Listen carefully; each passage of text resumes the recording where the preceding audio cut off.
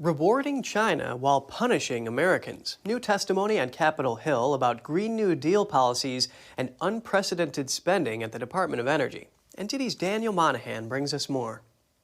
Please stand and raise your right hands. The Subcommittee on Economic Growth, Energy Policy, and Regulatory Affairs held the hearing. Members discussed the lack of existing oversight infrastructure within the Department of Energy to track the spending of taxpayer dollars. Representative Pat Fallon expressed concern about the fast pace of spending. The Biden administration's rampant spending spree has put American taxpayer dollars at even greater risk of waste, fraud, and abuse. Meanwhile, Representative Anna Paulina Luna discussed the direction of American energy. A lot of people will talk about clean energy, but it's not really clean, especially when it's tied to China or Chinese productions, for example, windmill manufacture. Luna highlighted the disconnect of purchasing so-called clean energy technology from China, the world's largest emitter of greenhouse gases. We're currently seeing that China has a insanely big monopoly on critical minerals that we need to produce some of these things for electric vehicles. Instead of facing a global climate crisis, we're facing a global China crisis. Representative Byron Donald spoke on the Biden administration's push for the broad expansion of electric vehicles. Most Americans can't afford spending $61,000 for a car. Donalds wondered whether the Biden administration was aware of the lack of electricity on the grid for doubling the size of the EV market in the U.S. And what's the plan of DOE to prevent that prevent the grid from going essentially dark? There's been a lot of work to figure out what a modernized grid should look like. Donald says he is not in favor of the mass expansion of electric vehicles in the U.S. because the component pieces actually are dirtier than the internal combustion engine. If you take into account the mining of cobalt, lithium, rare earth, etc. And doesn't believe the Biden administration truly has a plan to deal with the electric grid capacity lack anyway. However, Dr. Hogan says the Biden administration is, quote, very interested in figuring out that roadmap going forward. Daniel Monahan, NTD News. Now some startling news from yesterday. A parking garage collapsed in New York City, killing a worker inside. This happened in Lower Manhattan's financial district. At least 4 others were injured. NTD's Jeremy Sandberg has the details.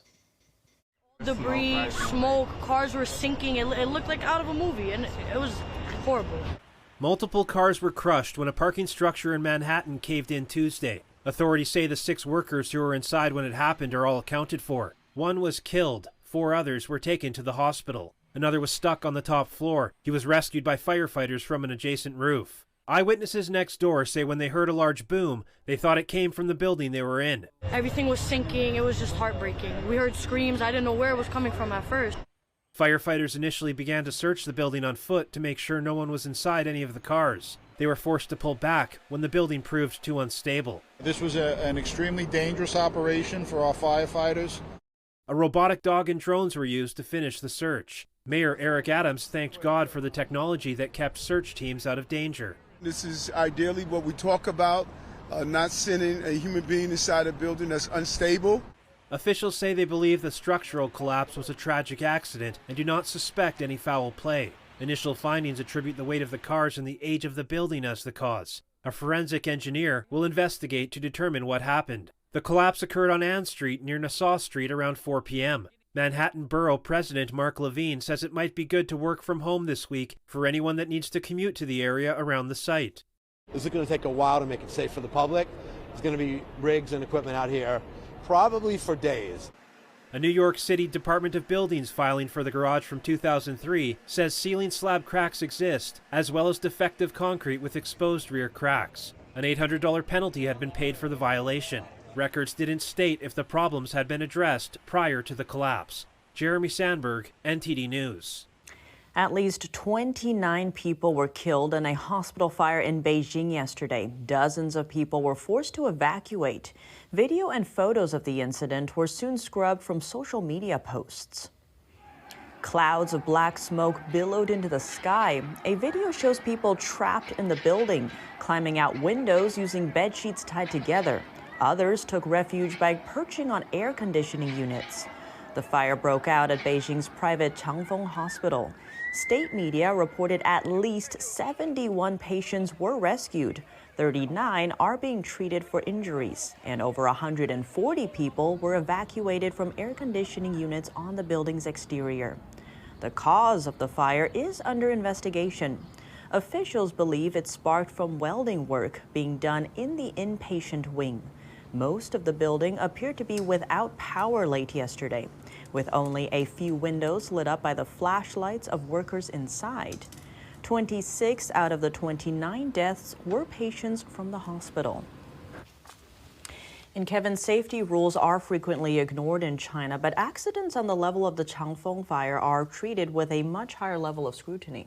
Construction accidents sometimes result from corners being cut on work hours and safety conditions, while local officials are bribed to ignore violations.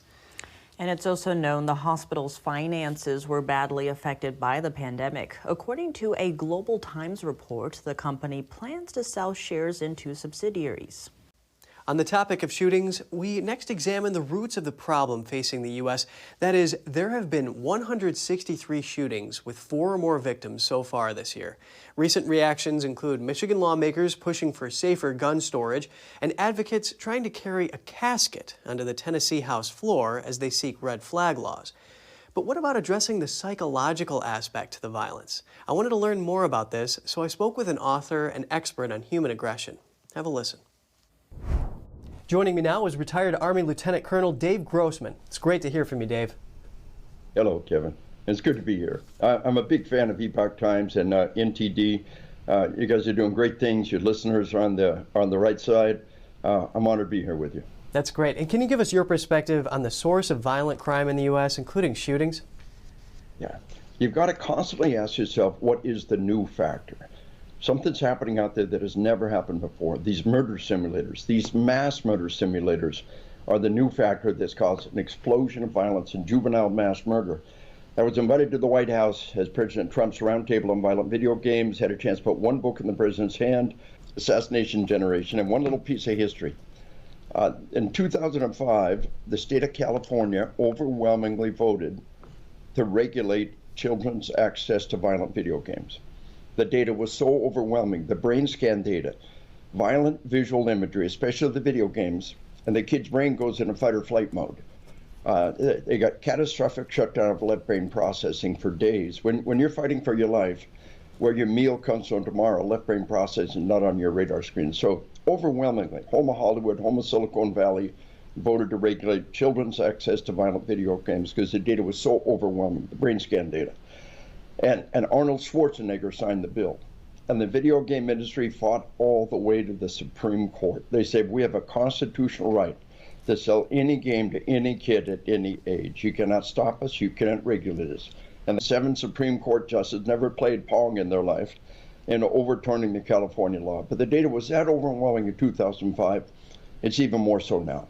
The military knows that in order to get the firing rate up in combat, we have to turn shooting into conditioned reflex. In World War II, we found out the majority of our troops wouldn't pull the trigger. It was a training flaw. We're trying to shoot bullseyes. We have no known cases of any bullseyes ever attacking our troops in combat. Any of your listeners been in the armed forces for the last 50 years? You never once shot a bullseye. Man-shaped silhouette, pops up in view. You hit the target, target drops. Stimulus response, like a pilot in a flight simulator. Modern military training makes killing a conditioned response. And oh, by the way, the video game's doing the exact same thing to our kids. The data's overwhelming. Some have said that the drawbacks of these video games are very substantial, but they also say, people who weigh in on shootings say that there are a range of factors like mental health issues, isolation, violent upbringing, access to firearms, extreme beliefs. So how much of this is actually stemming from video games? A good analogy is heart disease. What causes heart disease?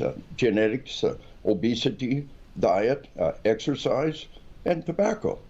So imagine the tobacco company says, well, there's so many factors in heart disease. Tobacco is just a small factor in the equation. But the truth is, you add that one factor, tobacco, and you've exploded the risk dynamic. And that's what we're looking at here. Keep asking yourself, what is the new factor? This is the new factor out there. And it's not going away. These are not just murder simulators. They're mass murder simulators being marketed to children by a predatory industry who really doesn't care. And they'll tell you to enforce the rating systems. And I'll tell you, that's the beginning. But again, we talk in the book about many lies for the price of one and how deceptive the rating system is. But as a bare minimum, as a parent, enforce the rating system. Army Lieutenant Colonel Dave Grossman, it's great to hear from you today. Thank you very much. All your listeners, you keep hanging in there. We need you. Good to see you again. Shen Yun is back in Turin, Italy. Local officials welcomed the performers with a reception at the historic Palazzo Lascaris on Monday. Here's the story.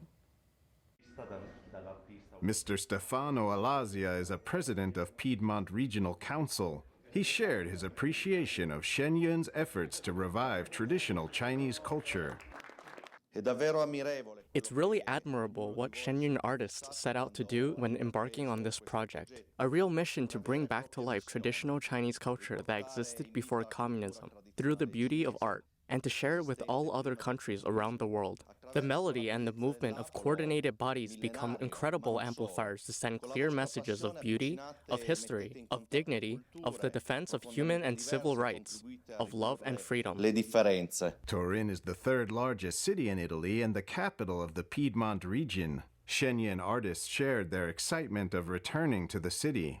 Today we are in Torino, Italy, one of the wellsprings of the West's artistic and cultural heritage.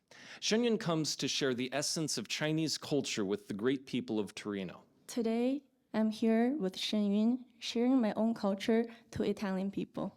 And I have to admit that Italy is one of the most beautiful countries in the world. Its rich culture and the love for the arts is something that we both have in common. Shen Yun's return was met with an overwhelming response and sold-out performances. Mr. Giampiero Leo is president of the Regional Association of Human Rights in Tibet. He is also an advisor to the steering committee of the Royal Opera House of Turin. He appreciated Shen Yun's presentation of the oldest culture in the world that was destroyed by communism and that it brings out the importance of spirituality. I was saying, beyond the skill and the great artistic ability is the sense that the content, the heart of what you express, we consider indispensable for the civilizations in these years, these decades, and this century. The regional counselor for culture, tourism, and commerce welcomed Shen Yun and delivered a speech on behalf of the regional president. We're proud to have you in Turin, and many important steps have been taken. What is the value of a population? It's the traditions, costumes, and culture, and above all, the possibilities of being able to communicate and spread it. I wish you a good show week, because this time it is you who enriches us in Turin and Piedmont. Thank you all and have a successful week. NTD News, Turin, Italy. The reception was held at Palazzo Lascaris, a Baroque-style palace where the Piedmont Regional Council meets. Shen Yun will be performing in Turin with 7 performances from April 18th to the 23rd. The FBI is investigating the operation of a secret Chinese police station in New York City. After arresting 2 men on Monday in relation to it, new evidence suggests a link to secret Chinese police stations in other countries.